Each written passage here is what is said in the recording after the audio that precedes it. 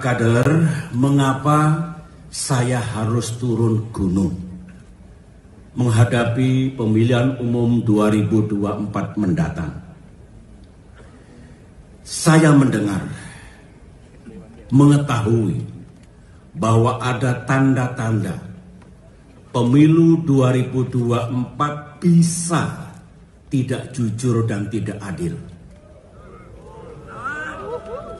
Konon akan diatur dalam pemilihan presiden nanti yang hanya diinginkan oleh mereka dua pasangan capres dan cawapres saja yang dikehendaki oleh mereka. Informasinya, Demokrat sebagai oposisi jangan harap bisa mengajukan capres-cawapresnya sendiri bersama koalisi tentunya. Jahat bukan?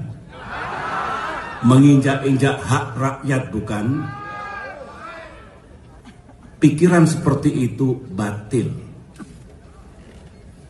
Itu bukan hak mereka.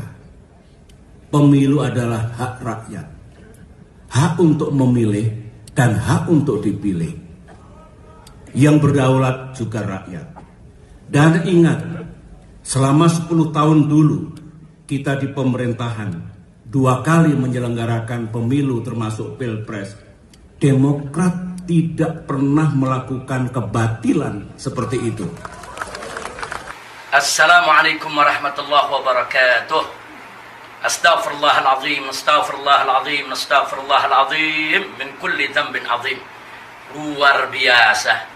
Kecurangan di berbagai daerah, berbagai tempat terjadi dengan cara yang sangat memalukan.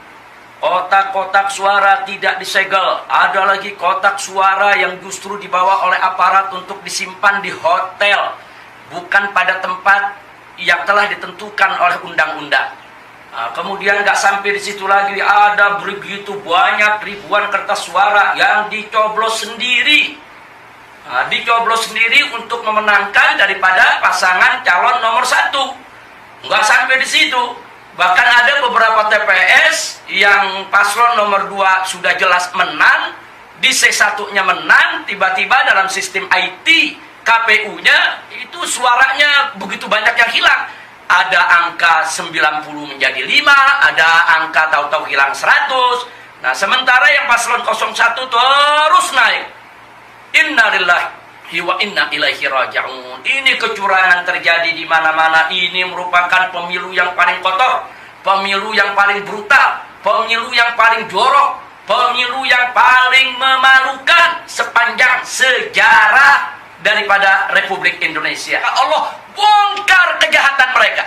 Mereka ingin melakukan kejahatan terhadap rakyat dan bangsa Indonesia. Allah buka dan Allah sebarluaskan kejahatan mereka. Wa yamkuruna wa yamkurullah wallahu khairul makirin. Kepada seluruh rakyat dan bangsa Indonesia, saya betul-betul terkejut dan terhenyak adanya oknum-oknum aparat kepolisian yang datang keliling ke pondok-pondok pesantren, majelis-majelis taklim, ke para habaib, ke para kiai, ke para ustadz-ustadz, untuk membujuk mereka agar mereka tetap menjaga ketenangan dan kedamaian walaupun dicurangi. Innalillahi wa inna ilaihi raji'un. Hati-hati, mereka datang ke pondok pesantren, mereka datang ke majelis-majelis taklim, mereka datang ke habaib, ke tokoh. Sebetulnya mereka hanya ingin mengukur kekuatan. Mereka hanya ingin tahu ini para habaib, para ulama, para kiai sebetulnya marah atau tidak dicurangi. Maka itu saya ajak semua habaib, ulama, kiai, tunjukkan kemarahan kita, tunjukkan kebencian kita, tunjukkan kemurkaan kita kepada kezaliman dan kecurangan. Ingat, manakala Anda tidak menunjukkan kemurkaan Anda kepada kecurangan dan kezaliman, maka oknum-oknum yang diutus tadi untuk mengukur kekuatan Anda akan menjadikan itu sebagai masukan buat mereka agar mereka tetap ngotot mengumumkan kemenangan dalam kecurangan karena menganggap Anda semua tidak akan pernah melakukan perlawanan. Jangan surut semangat kita untuk melawan kecurangan dan kezaliman. Jangan surut semangat kita untuk menegakkan keadilan. Kalau ada oknum-oknum baik itu dari Polri maupun ASN ataupun siapapun yang datang untuk mengukur kekuatan, untuk mau tahu kita marah atau tidak, tunjukkan, ya kami marah, ya kami murka, ya kami tidak terima dicurangi dan diperlakukan tidak adil. Kami cinta NKRI, kami cinta keadilan, kami cinta kejujuran. Tunjukkan supaya biar mereka lapor ke atasan mereka bahwa para habaib dan para ulama tidak akan pernah diam kalau negeri ini dibangun atas dasar kecurangan dan kezaliman. Semoga para habaib, para ulama, para kiai, para ustadz, para pimpinan pondok pesantren dan majelis-majelis taklim selalu dijaga oleh Allah Subhanahu wa taala dari siasat mereka, dari makar mereka, dari rencana busuk mereka, dari rencana jahat mereka. Semoga para habaib, para ulama, para kiai diselamatkan daripada niat-niat jahat yang dilakukan oleh mereka. Ingat, sejarah Nabi dan para sahabat serta keluarganya telah memberikan pelajaran yang sangat-sangat bagus dan begitu hebat kepada kita semua. Ingat, pertama bagaimana Rasulullah SAW menolak bersatu dengan orang-orang kafir Quraisy dalam kemusyrikan. Dan ingat, Sayyidina Ali ibn Abi Thalib radhiyallahu taala anhu menolak bersatu dengan para pemberontak durhaka. Dan ingat, Sayyidina Husain ibn Ali ibn Abi Thalib menolak bersatu dengan penguasa zalim. Bahkan beliau lebih suka mati bersimbah darah dengan keluarganya hanya untuk menegakkan keadilan. Jadi jangan beralasan hanya untuk persatuan kemudian kita disuruh pasrah menerima daripada kezaliman dan kecurangan. Nah, karena itu di sini kita ingatkan kepada semua, ayo kita lawan kecurangan dan kezaliman. Kalau memang ada yang tidak berani untuk melawan kezaliman dan kecurangan, maka saya minta puasalah bicara.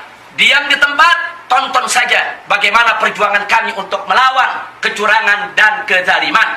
Doakan kami, yaitu di balik rumah Anda, di dalam munajat Anda di tengah malam, agar kami dimenangkan oleh Allah Subhanahu wa taala di dalam melawan kecurangan dan kezaliman. Ya Allah, ya Rabbana, ya Rabbana, maafkan kami ya Allah yang terlalu lemah, terlalu tidak berdaya dan kurang maksimal di dalam melawan daripada kezaliman dan kecurangan. Ya Allah, Engkau maha kuat ya Allah, Engkau maha perkasa ya Allah. Kuatkan kami, berikan kami kesabaran, ketabahan, ketegaran di dalam melawan kezaliman dan kecurangan. Dan ya Rabb, berikan kami kemenangan di dalam melawan kecurangan dan kezaliman. Berikan kami kekuatan untuk menegakkan keadilan ya Allah, ya Rabbana. Selamatkan bangsa Indonesia, selamatkan rakyat Indonesia, selamatkan negeri kami, selamatkan ya Allah. Berikan kami pemimpin yang adil, yang jujur, yang amanat, yang tidak mendirikan negara di atas kecurangan dan kezaliman.